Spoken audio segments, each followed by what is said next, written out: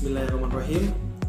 Yang terhormat kepada dosen metode studi Islam Bapak Dr. Hikmat MAG. Assalamualaikum warahmatullahi wabarakatuh. Alhamdulillahil bari'in nasam wal khaliqil lawhi wal qalam.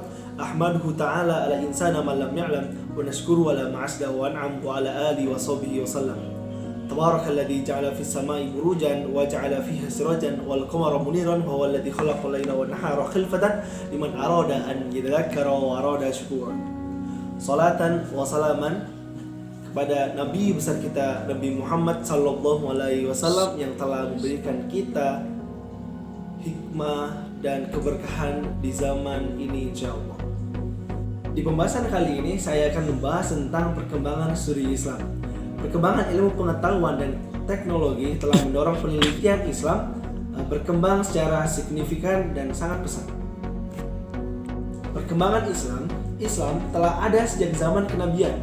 Seluruh perkembangan Islam dirangkum dalam sejarah Islam yang dibagi menjadi 3 periode, yaitu yang pertama adalah periode klasik dari 650 sampai 1250 Masehi, dan di pertengahan dari 1250 sampai 1800 Masehi, dan di masa sekarang yaitu periode modern dari 1800 sampai sekarang. Pada masa ini, fenomena penelitian Islam telah dilakukan beberapa abad yang lalu. Namun hasil yang masih terbatas pada yang bersifat aktual atau masih bentuk kegiatan sebagai realitas belum menyentuh secara keilmuan. Umat Islam di masa kini menganggap bahwa Islam adalah agama yang membawa rahmat dan kesejahteraan bagi seluruh alam semesta, termasuk hewan, tumbuhan, dan jin, apalagi sesama manusia. Islam merupakan agama yang sempurna, begitu pula pemeluk-pemeluknya. Dengan berkembangnya zaman syariat, agama seperti ini terkikis oleh perubahan-perubahan yang terjadi. Menurut Harun Nasution, agama mengandung 2 kelompok ajaran. Yang pertama, ajaran dasar yang diwahyukan Tuhan melalui Rasulnya kepada masyarakat manusia, seperti Al-Quran yang disampaikan dari Muhammad kepada umatnya. Ajaran dasar yang demikian terdapat dalam kitab-kitab suci yang kita sudah pelajari sekarang. Ajaran-ajaran yang terdapat dalam kitab-kitab suci itu memerlukan penjelasan tentang arti dan cara pelaksanaannya. Penjelasan-penjelasan para pemuka atau pakar agama yang membentuk ajaran agama sebagai kelompok. Yang kedua, ajaran dasar agama karena merupakan wahyu dari Tuhan bersifat absolut atau mutlak, benar dan kekal. Jadi sifat ini tidak bisa diubah karena sifatnya mutlak, tidak berubah dan tidak bisa diubah. Sedangkan penjelasan ahli agama atau ijma'ul ulama karena hanya merupakan penjelasan dan hasil pemikiran manusia yang tidak absolut dan tidak kekal. Bentuk ajaran agama yang kedua ini bersifat relatif, nisbi, berupa dan bisa dapat diubah sesuai dengan perkembangan zaman. Yang selanjutnya saya akan menerangkan tentang 2 bidang penelitian agama. Yang pertama, penelitian tentang sumber ajaran agama yang telah melahirkan disiplin ilmu tafsir dan ilmu hadis. Dan yang kedua, pemikiran dan pemahaman terhadap ajaran yang terkandung dalam sumber ajaran agama itu sendiri. Yang selanjutnya, ada namanya batasan penelitian hidup keagamaan. Yang pertama, perilaku individu dan hubungan dengan masyarakat yang didasarkan atas agama yang dianutnya. Yang kedua, perilaku masyarakat atau suatu komunitas, baik perilaku politik, budaya maupun yang lainnya, yang mendefinisikan dirinya sebagai penganut suatu agama itu. Dan yang ketiga, ajaran agama yang membentuk pranata sosial, corak perilaku dan budaya masyarakat beragama. Harun Nasution selanjutnya menyebutkan ada 4 unsur penting yang terdapat dalam agama. Yang pertama, unsur kekuatan gaib yang dapat mengambil bentuk dewa atau Tuhan dan sebagainya, di mana unsur ini bersifat nakliyah atau di luar akal manusia yang tidak bisa dilihat oleh ainul yakin. Yang kedua, unsur keyakinan manusia bahwa kesejahteraannya di dunia ini dan hidupnya di akhirat nanti amat bergantung kepada adanya hubungan baik dengan kekuatan gaib yang dimaksud. Maksud hubungan baik adalah hubungan baik dengan manusia, dan kekuatan gaib adalah sesuatu hubungan dia dengan Tuhannya.